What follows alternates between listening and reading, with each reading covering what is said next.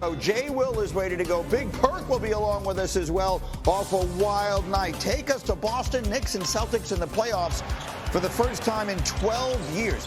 The Celtics went on a run at the very end of the second quarter, had a big lead at halftime, and extended it. When Derek White knocks this one down, Allen, the Celtics have a 20-point lead midway through the third. It looked as over as it could. The next 10 shots that the Celtics attempted were all threes. They missed them all, and the Knicks got right back in the game. Left the door open by settling for threes, and we've learned about this Knicks team. If you leave the door open, they're going right through it. And you're just going to see a never-ending succession of missed threes. The Celtics 15 of 60 from three-point range. That's OG Anunoby. He had 29. It's a 9-point game after three. 6 minutes to play in regulation. Knicks down by 3, and Jalen Brunson happened. Yeah, well, that's usually what happens late in the game. You want to keep it close and let the clutch player of the year take over from there. He knocked down 2 huge threes late. Tied at 91. Jalen Brown was 1 of 10 from 3 in this game. He can't get that one to go. And on the other end, Brunson, step back. He scored 29. The Knicks take the lead by 3. Next, a Knicks possession. It's Brunson again. Yes, the burner. That's when he starts feeling it. Blows kisses to the crowd.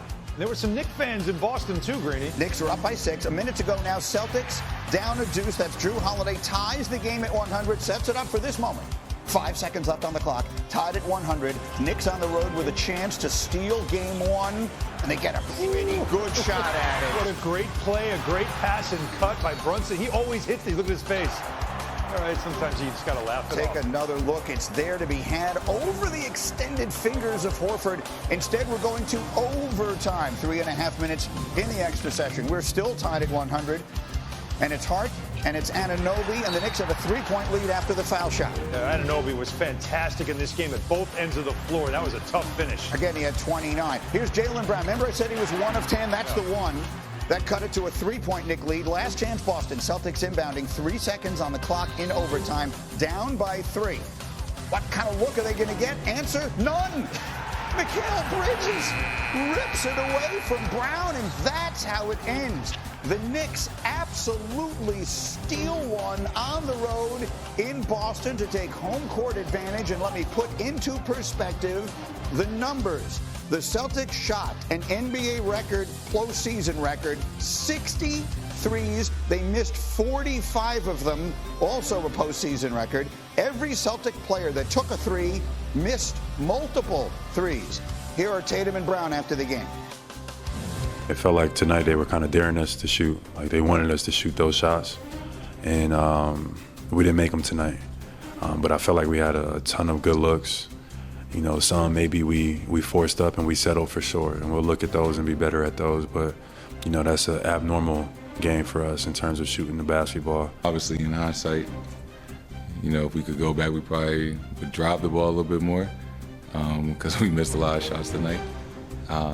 But, you know, there's a balance. Sometimes, you know, some make or miss lead. And then there's sometimes where, you know, you can get a better shot.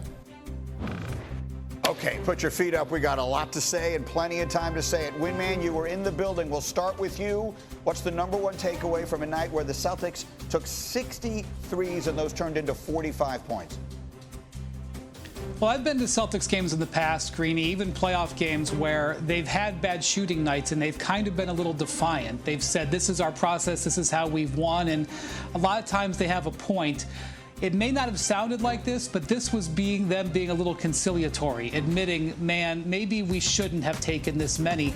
And look, of these 63s, 45 of them by ESPN tracking were deemed as uncontested. So when they say that they were open, they aren't wrong. The problem is twofold here. One, when they were missing them and the Knicks were making the comeback, the Celtics didn't do anything to stop the bleeding. And secondly, repeatedly, Greeny, the Celtics would run good offense and get an advantageous matchup, whether it was Jason Tatum or Jalen Brown on a smaller or slower defender. And time after time after time, they would bail the Knicks out by taking a contested shot. But let me just say one thing before we move off the Celtics. The Knicks spent a ton of assets and money to get OG Anunoby and Mikal Bridges. They did that for games exactly like this. And down the stretch of this game, the Knicks' wings were better than the Celtics wings, and that is one of the big reasons why the Knicks are up 1-0 in this series. Let me give that stat that Windy just touched on. Let me let it really sink in here. Can we put up A17, Matt? 45 of the Celtics' three-point attempts were uncontested. 45 were uncontested. They made 13 of those. The 32 uncontested misses are the most in a playoff game since we started tracking that, which was 11 years ago. Jay Will, your biggest takeaway? Greeny, you know I love the details of things. I have to be honest, I've seen a lot of basketball in my life. That second half was probably the dumbest second half I've ever seen that the Celtics have played. It is 49, Greeny, of the team shot attempts in the second half. 37 of those were threes. It felt like I was watching an AAU basketball game. I'll give you another one. Into the third quarter, the last 10 possessions, 7 of the last 10 possessions in the third quarter, they did not go inside the three-point line. Not inside the paint, Greeny. They didn't go inside the three-point line. Every shot was taken outside the three-point line. At some point in the game, you have to be able to get and attack the rim when you don't see the shots going. I know this is what the Celtics do, but my mind was blown away at how many times they settled and they took contested 3 after 3. Alan, what'd you see? It was arrogance. It's what they are. I mean, this is what they do. So they're never going to go away from it. So you look at the number of 32 missed uncontested threes. They look at that and think that's never happening again, right? That's what they believe. And so, you know, when you look at the numbers, that's the question. Is the shot selection is when they're not going down. Tatum admitted it, and so did Brown, that they settled.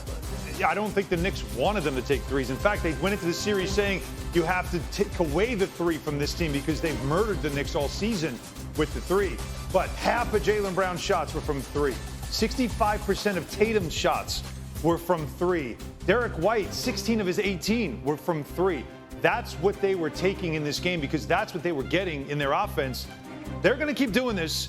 And we're going to laugh about game one because we know more times than not, they make those threes and they beat you with it. It was a really weird, if you didn't watch the game, it was a strange experience to watch. The first half, I didn't think the Celtics could play worse than they played in the first half, and they had a 16-point lead.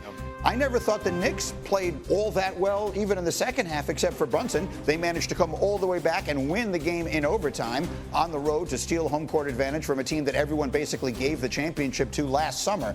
So a weird night. Does it set any sort of tone, Windy? I'm trying to make up my own mind whether this was, well, it's our old, is it bad sign or bad night for the Celtics last night, Windman? Bad night, because I think you just touched on it. I don't want to take anything away from the Knicks because they took it away from the Celtics with their second half play.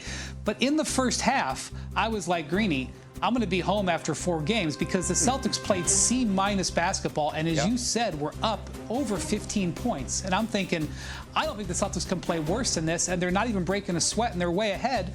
And then they push it out to 20 midway through the third quarter. So that still exists. And so many of these looks were open. But I will say this, if the Knicks have any dream of doing this, they had to get this game, especially, we didn't even mention, Kristaps Porzingis couldn't play in the second half of this game with an illness that came over him in the middle of the game. He had to walk off the court in the middle of second half warmups.